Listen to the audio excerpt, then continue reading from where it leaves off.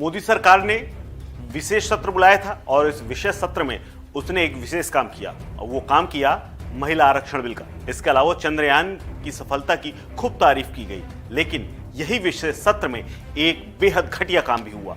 दरअसल भारतीय जनता पार्टी के सांसद रमेश विदुड़ी ने शुक्रवार की रात को बीएसपी सांसद दानिश अली पर गालियों की बौछार कर दी। इतने आपत्तिजनक शब्द बोले जिसकी कल्पना नहीं की जा सकती। इसके अलावा धर्म आधारित तमाम बातें कही जिनको समाज स्वीकार नहीं कर सकता, जिसके बाद उनकी चौतरफा थू-थू हो रही है। संसद में बीएसपी नेता पर ऐसी टिप्पणी हुई है जो कि भारतीय इतिहास में इससे पहले कभी नहीं हुई।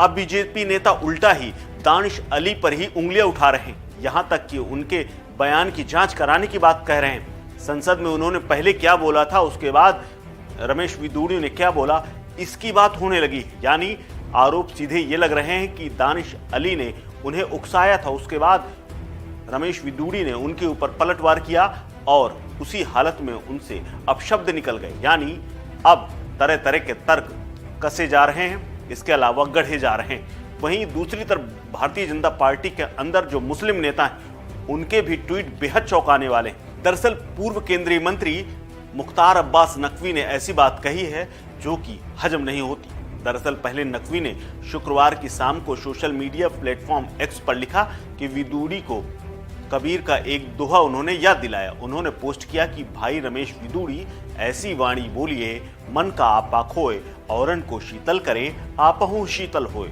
लेकिन ये उनका पहला ट्वीट था जो कि रमेश विदुड़ी को एक सलाह थी, लेकिन इसके कुछ ही देर बाद अचानक मूड बदल गया। दानिश के साथ हमदर्दी कुछ देर में ही जाती रही और पार्टी की वजह से, या यूं कहें कि उनके जहन में जो बात आई हो, लेकिन अब उनका रुख बदल गया। जैसे ही दानिश अली के घर राहुल गांधी पहुंचे, कांग्रेसियों ने उनके घर में दस्तक दी, उनसे कुछ संवेदनाएं जताई, तत्काल दूसरा ट्वीट नकवी ने कर डाला और इस बार उन्होंने विशुद्ध राजनीति की। इसमें उन्होंने राहुल गांधी और दानिश अली का एक फोटो एक्स में डाला और लिख डाला, लेकिन कांग्रेस में शामिल होने के लिए इतना ड्रामा कमाल है। ये एक लाइन में उन्होंने इसे पूरा ड्रामा करार दे दिया। और कुछ देर बीता और उसके बाद फिर दो फोटो और निकाल लाए और उन्होंने लिखा, घंटों में ही गुरु घंटाली का घटिया घमासान, घमंडिया घराने का अरमान बन गया, खुदा खैर करे। यानी अब उन्होंने सीधे लिख दिया कि अब वो घमंडिया वाले ग्रुप में चले गए। इस बार भी उन्होंने राहुल के साथ बैठे और गले मिलते हुए फोटो डाले। यानी चंद घंटों में ही उनकी संवेदना राजनीति में तब्दील हो गई। रमेश विदुड़ी की भाषा पर लगाम लगाने की बजाय दानिश पर ही वो उल्टा हमलावर हो गए। यानी पीड़ित को ही अब बुरा भला कहने की बारी शुरू हो गई।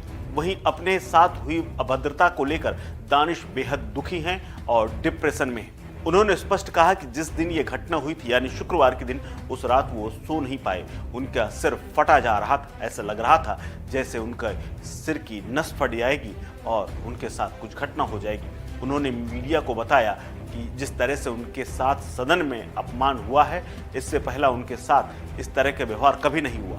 उन्होंने कहा कि मोदी जी, अब आप लोग एक चुने हुए सांसद के साथ अगर आपके लोग ऐसा व्यवहार करते हैं तो आम मुसलमानों के साथ कैसा व्यवहार करते होंगे इस देश में, ये आप ही जानते होंगे।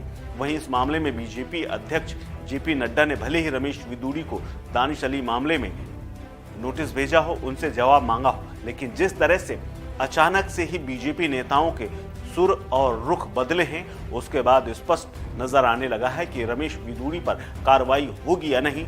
इस पर तमाम सवाल खड़े हो रहे हैं। वो भी सोशल मीडिया पर भी तमाम लोग ये बात को लिख रहे हैं कि इस तरह के बयान के बाद रमेश विदुड़ी पर कोई कार्रवाई होगी, ऐसा उन्हें भरोसा नहीं है। ना ही पार्टी से कोई उम्मीद है कि वो ऐसी कार्रवाई करेगी, क्योंकि तमाम पुराने बयान और तमाम पुरानी बातें और तमाम पुराने नेताओं के वक्तव्य निकल करके सामने आए हैं, जब उन पर कोई कार्रवाई नहीं हुई। अब जबकि संसद के अंदर संसद की गरिमा तार तार हुई है, तब उस पर कार्रवाई होगी या नहीं, ये देखने वाली बात होगी। लेकिन दानिश अली लगातार चर्चा में हैं और इंटरव्यू में वो अपना रुख और दुख लगातार रख रहे हैं। इस खबर में फिलहाल इतना ही। अपडेट्स के लिए बने रहिए वन इंडिया हिंदी के साथ।